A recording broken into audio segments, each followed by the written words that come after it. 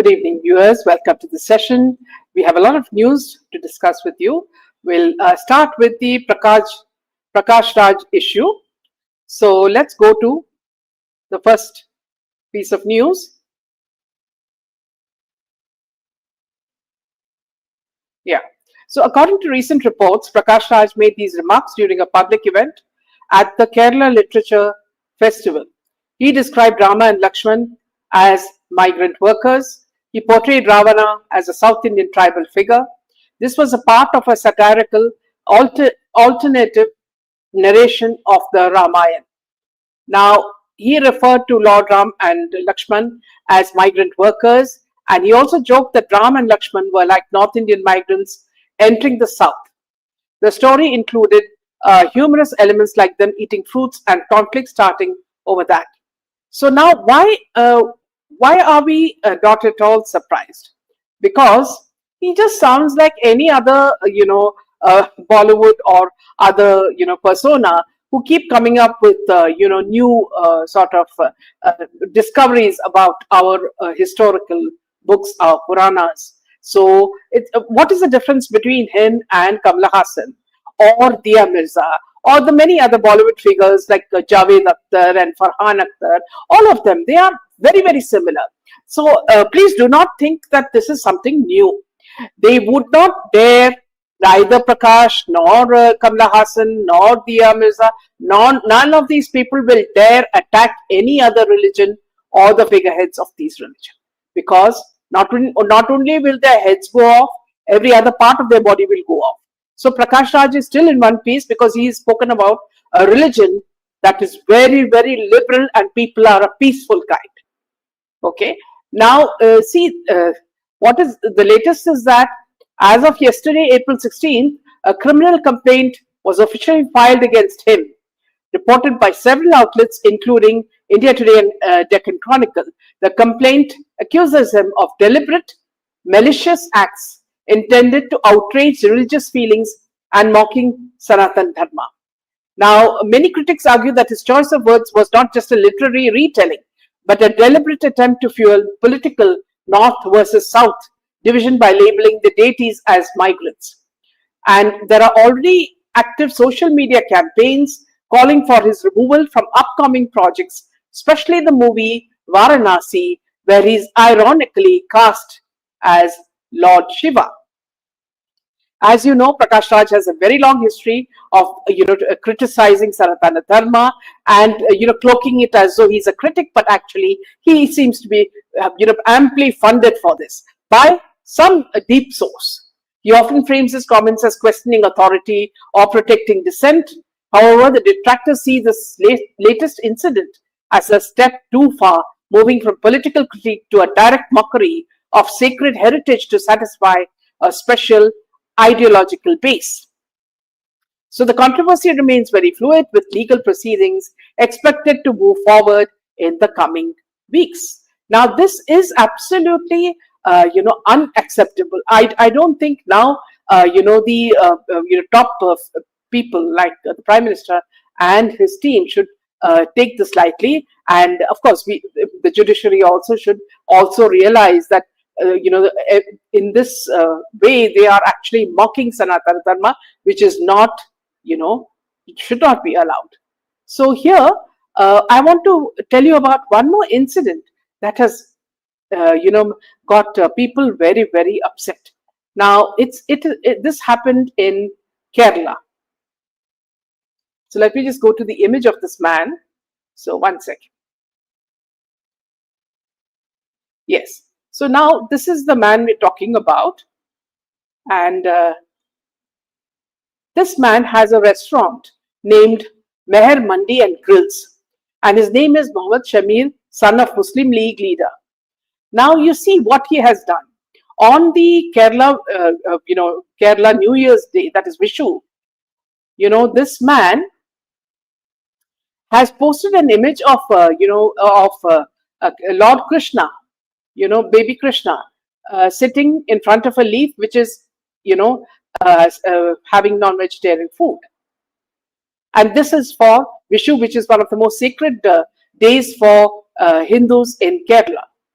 So now apparently this man has apologized for that. See, this is the modus operandi. They do all kinds of vicious things in the name of, against Sanatana Dharma, and the next day they have apologized and all the media have accepted it. Only when rules come into force, where these people are really, really punished, give them a life sentence, only then will these people learn that you cannot mock other people's religion. So this is the second incident that has happened in Kerala, which has made most Hindus very, very angry in Kerala. Let this man show his God eating pork, will he do it? India has made laws to give stringent punishment, is what Leena says. So you realize that all these people, whether it is Prakash Raj or all these people, for example, Leena says he's anti-Sanatani, Prakash Raj. Government has to take action against these people, file an FIR against him. He can't do any role as Lord Shiva when he's thinking is anti-Sanatani. Absolutely. And Sunitha says he was banned thrice in Telugu movies, but people should have some shame to cast him seriously. And many more comments coming in. Vishali says, such a shame. We always, when we think South Indian actors are so grounded and rooted in our Sanatana values and nationalists, even Durandar movie 1 and 2, they wholeheartedly praise the movie. So this is, see, something that has made everybody upset. And unless the courts start taking serious action against these idiots, I would just call them idiots, nothing is going to happen. Because you see, we are going to move on to the incident that happened in Nashik also. What happened and who was the mastermind of this? The lady, it was a lady herself who has been acting against women. So we will be moving on to that as well in the latter part of this session. So Leena says, even Saudi doesn't accept Muslims in Pakistan and India as real Muslims. They call these people who have adopted their religion. Yes, absolutely. So this is something that's irritating people so much, Leena and Sunitha. So moving on to the second piece of news. And as you know, it's not only him, but it's also people like Kamala Hassan and Dia Mirza and so many other people from Bollywood who think they're, you have Ranbir who's eating beef and then he becomes our, he portrays Lord Rama in the coming movie, Ramayana. So how can you even think about, having such characters play such a, role of such a pure God, like Lord Ram. So these are things that are very, very upsetting for a normal Hindu. And Leena says even Saudi Arabian Muslims are not fanatics like converts in Pakistan, India, and Bangladesh. Very well said, Leena. So now moving on to the next piece of news. Just days after the Aam Aadmi Party or AAP removed Raghav Chadha. So let's just go to that image.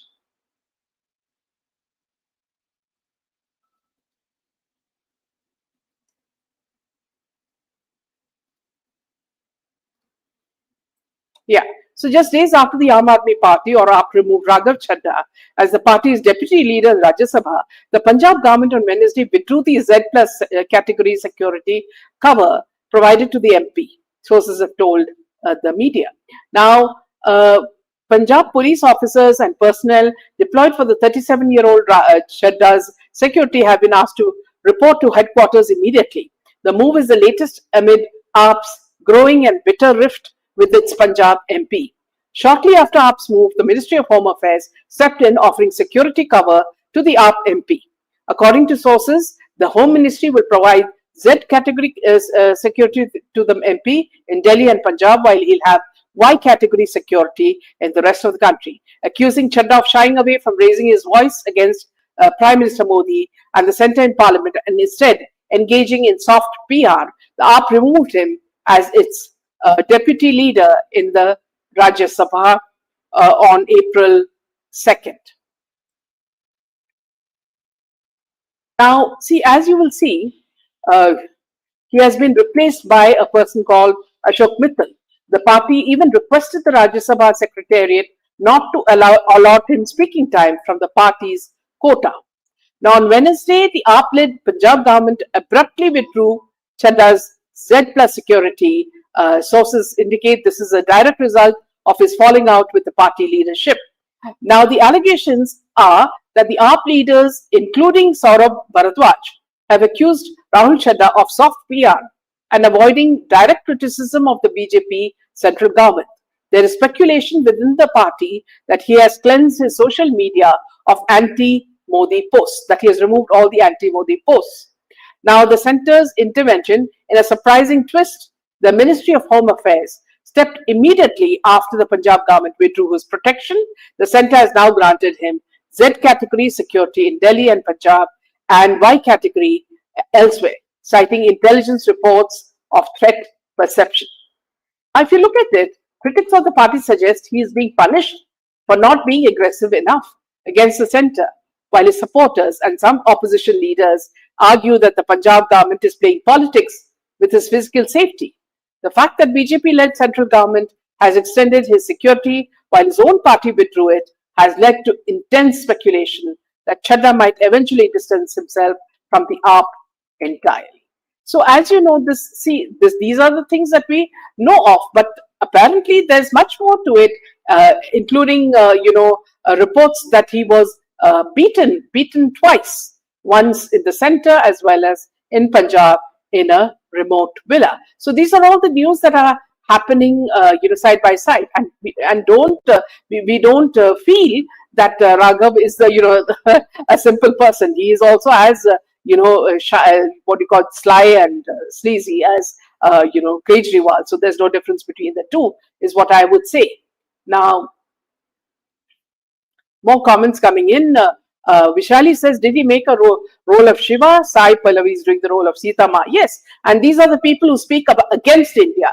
They have absolutely no patriotism. They don't have no nationalism, and then they talk about our sacred books and deride our own deities. So this is absolutely not acceptable. Now, Sunita says, yes, Dubai and other such countries banned Pakistanis who are mostly beggars in their country. Heard they were denied visas too henceforth. And then we have Krishnan saying, why do these duplicate think superior to Hindus when original Arabs are silent and nice? Says Krishnan. And Nina says, actually all security should be removed from all politicians except for Prime Minister, President, FM, Finance Minister. No security should be given to MPs wasting taxpayers' money. In fact, Leena, when this Anand Ambani's birthday was happening, they had these, the red lights, the Lal Batti cars coming in. When it is banned, politicians can't use it. I don't know how business people are allowed to, use it, however rich they are. So rules apply, different rules apply to different people. Recently, I watched the video of Kejriwal crying. Seriously, what kind of drama is he doing, says Dhanashri. One can easily make sure he is acting. Absolutely. The whole party is, rotten to the core. Now, moving on to the TCS case. None other than we are talking about this absolutely obnoxious woman who is now, missing, and who's absconding would be the right word, who seems to be absolutely scared. And whatever has happened is very similar to Kerala Story 1 and 2, which these people had pushed away as propaganda. So it's not propaganda, it's happening every day in every part of India, is what I would say. Now, speaking exclusively to India today, parents, Nida Khan's parents, talking about Nida, who was accused of forcible religious conversion, has denied all allegations against her, calling the case fake and politically motivated. Now, her father told reporter that the allegations were false and claimed that his daughter was being targeted to put pressure on another individual. According to the family, the case has been created to cover other matters, including the Kharat case, and has been politicized. They said they are poor. India Today also spoke to Nida's parents and uncle, all of whom rejected the charges. They said Nida had not even spoken to the complainant, who has leveled the allegations against her. The family said Nida is currently staying at her in-laws' house in Bhiwandi. They added that she's pregnant and that the entire family is disturbed due to the accusations. Now, the family, and that Nida was working to support them. Contrary to reports circulating on social media, she does not work in the BPO's Human Resources Department. She is employed as a telecaller in the sales team and is not among the senior staff, is what her family said. Now, see how things are being twisted out of context. A report released by NDTV said that Nida's family had approached a local court in Nashik seeking anticipatory bail with a pregnancy cited as the main reason in the application. The parents also said that Nida never asked anyone to convert and never made any such statements about gods or goddesses of other faiths. They added that the family respects all religions. The case has shocked the nation with complaints alleging that the accused work as a gang, primarily targeting women employees between the ages of 18 and 25. So far, 9 FIRs, including one by a male employee who has claimed religious harassment and attempted conversion. The complaints including abuse of Hindu deities, forced consumption of non-veg food, religious harassment and coercion, and pressure to follow specific religious practices. In fact, today a video has also emerged where a mullah is seen, converting a Hindu man. 8 people have been arrested so far. 7 men: Danish Sheikh, Tausif Atar, Raza Memon, Shahrukh Qureshi, Shafi Sheikh, Asif Aftab, and Shahrukh Sheikh, and one woman. Police said that some of these accused held higher designations in the company and allegedly misused their roles to harass co-workers. An officer alleged that Nida Khan discouraged a woman employee from filing a complaint telling her that such things happen. Tata Sons chairman Chandrasekharan has described the allegations as gravely concerning and distressing, noting that a comprehensive investigation is being led by the company, Aarti Subramaniam, to ascertain the facts and what has happened there. The probe into the high-profile case has apparently taken a new turn. Sources said that Nida Khan in this case is allegedly being linked to a suspect, Dr. Shaheen, you remember, of the Red Fort case, in the Delhi's Red Fort bomb blast case, after which the scope of the investigation has widened. And now the link has also moved on to Dr. Zakir Naik, and now people are also saying that trafficking is also involved in what they have been doing. Now, the Nashik police and the special investigation team, we are talking about the SIT, have labeled Nida Khan as the mastermind in a case involving 9 FIRs. Now, forced religious conversion is one of the accusations. Multiple Hindu female employees allege that Nida and other senior colleagues such as Danish Sheikh and Tausif Atar systematically pressurized them to convert to Islam after mocking Hindu deities to facilitate the process. A corporate grooming racket. Now, you remember in Birmingham, Tommy Robinson had shown how Pakistanis were grooming young English girls, very minor English girls, and how they gang raped them, and many of them were abused and put into drugs. Now here similarly, now this is called a corporate grooming racket. Some reports and activists have characterized the operation as a grooming gang within the workplace. The allegations is that vulnerable women were targeted for sexual exploitation under the guise of marriage or career advancement, with complaints being suppressed by the HR department, which has been said to be headed by Nida Khan. Now, the suppression of complaints. It is alleged that when victims try to report sexual harassment or religious coercion, Nida, who was identified as an HR official, ignored or silenced them to protect the male accused. Can you imagine what sort of a woman she is? And the very fact that why is she absconding if she is innocent? Why is she absconding? Is she using her pregnancy to, get protected? So the term absconding was used by the police because she was untraceable for several days after the first wave of 7 arrests. As of today, April 17, she has finally surfaced legally by filing for anticipatory bail in Nashik court. You see how intelligently they behave. After abusing all the women, the innocent women who were working in the company, look at how she's protecting herself. Her family claims she's in Mumbai and expecting her first child. In between all this, she's also had time to make her first child. Yeah, they argue she was never on the run, but was simply staying at home due to her pregnancy and the mental trauma of the case. Her legal team is expected to use her medical condition as a primary reason to avoid custodial interrogation. There is a massive divide between the political activist narrative and the defensive. So this is very, very shocking. And they claim that this was a coordinated long-term exploitation of Hindu women within a major corporate environment, and that Nida's role was to provide internal cover for the conversion and harassment.